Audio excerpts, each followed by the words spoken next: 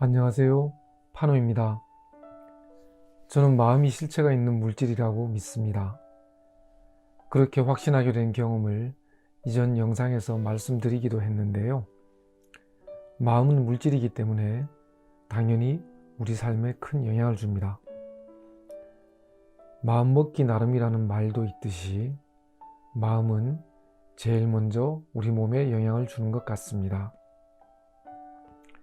오늘은 마음을 바꿔 먹은 뒤에 기적적인 체험을 한 어떤 분의 얘기를 전해드릴까 합니다.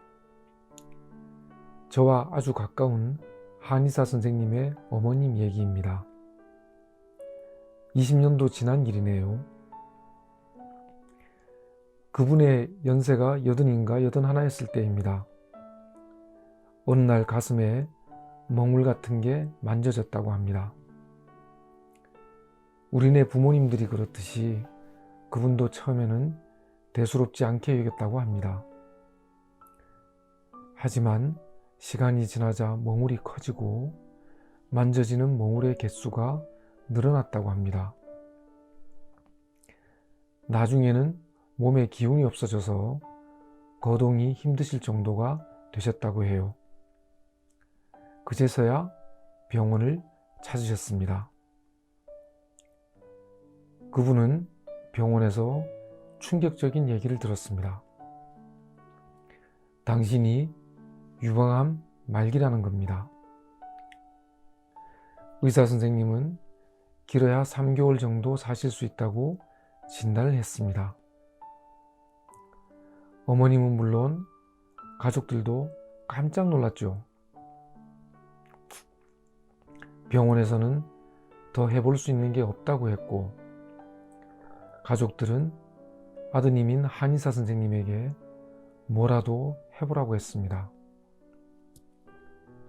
그 한의사 선생님은 편견이 없는 분이셨습니다. 한의학은 물론 서양의학의 장점에도 이해가 많으셨어요.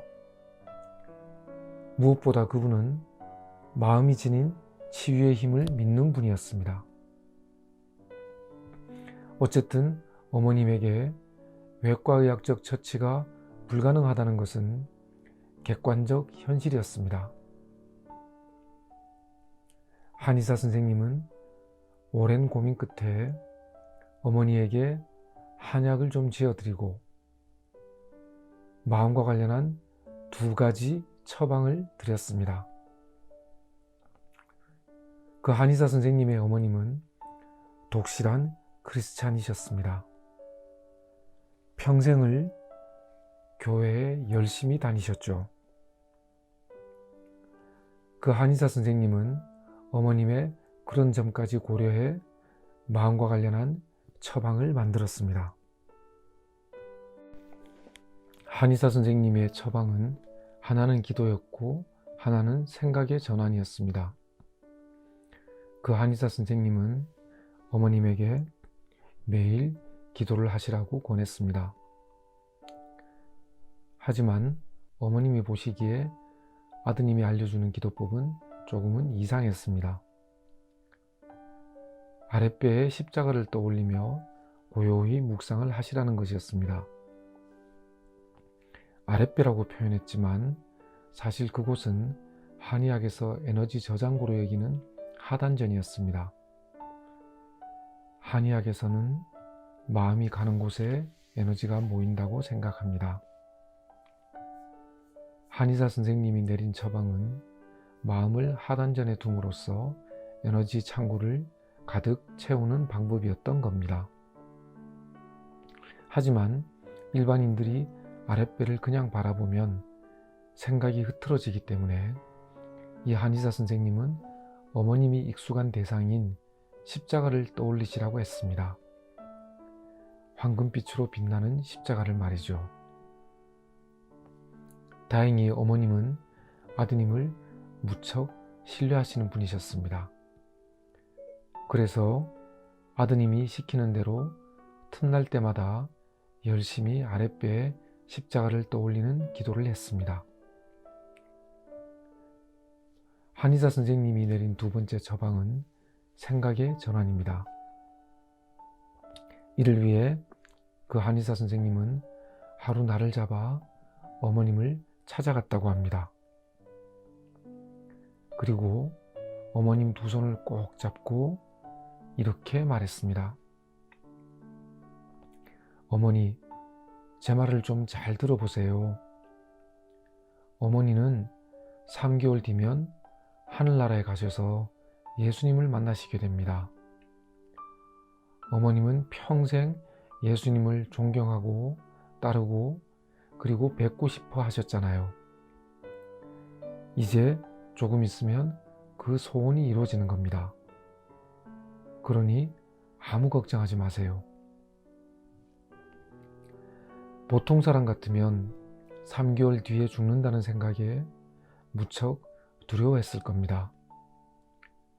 하지만 그 어머님은 믿음이 아주 훌륭하셨던 것 같습니다. 어머님은 아드님의 얘기를 듣고는 두려움 대신 기쁜 마음이 드셨다고 합니다. 한의사 선생님은 이어 어머님에게 이렇게 말했습니다. 어머니, 예수님을 만나기 전에 예수님 말씀처럼 살다가 가시면 예수님께서 정말 좋아하시지 않을까요? 예수님께서는 이웃을 내 몸처럼 사랑하라고 하셨잖아요. 이웃은 물론 세상 만물의 사랑을 한번 전해보세요.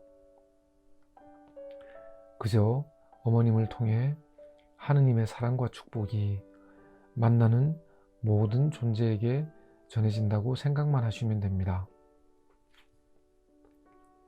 어머님은 이 말을 듣고 더욱 기뻐하셨다고 합니다. 예수님을 만나기 전에 하나님의 사랑과 축복을 전하는 일을 열심히 해야겠다고 결심한 것이죠. 그때부터 어머님의 삶이 완전히 바뀌었다고 합니다. 어머님은 만나는 사람 모두에게 친절하게 대하고 그들에게 좋은 말을 건네고 만나는 모든 분들이 건강하고 행복하기를 기도하셨다고 합니다.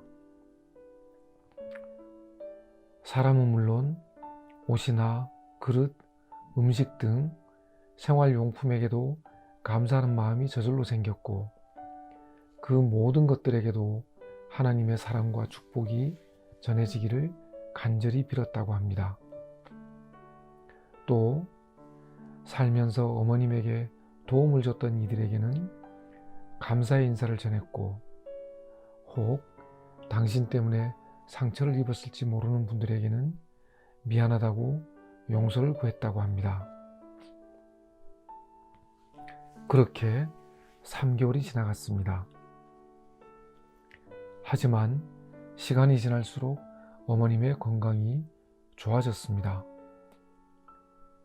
가슴에 만져지던 몽울도 점점 줄어들었고 어느 날 병원에 가서 진찰을 받아보니 암세포가 모두 다 사라졌습니다. 의사는 물론 가족들 모두 깜짝 놀랐다고 합니다. 물론 어떤 이유로 어머님 몸에서 자라던 암세포가 다 사라졌는지는 알 수 없습니다. 하지만 아드님이신 한의사 선생님은 어머님께서 사랑으로 만물을 대하는 마음을 먹자 치유력이 강해진 것이 아닌가 그렇게 생각하셨습니다. 그 어머님은 그 뒤로도 10년을 넘게 건강하게 사시다가 당신이 그리던 하늘나라로 가셨다고 합니다. 이 얘기를 듣고 저는 마음의 힘을 다시 한번 생각하게 됐습니다.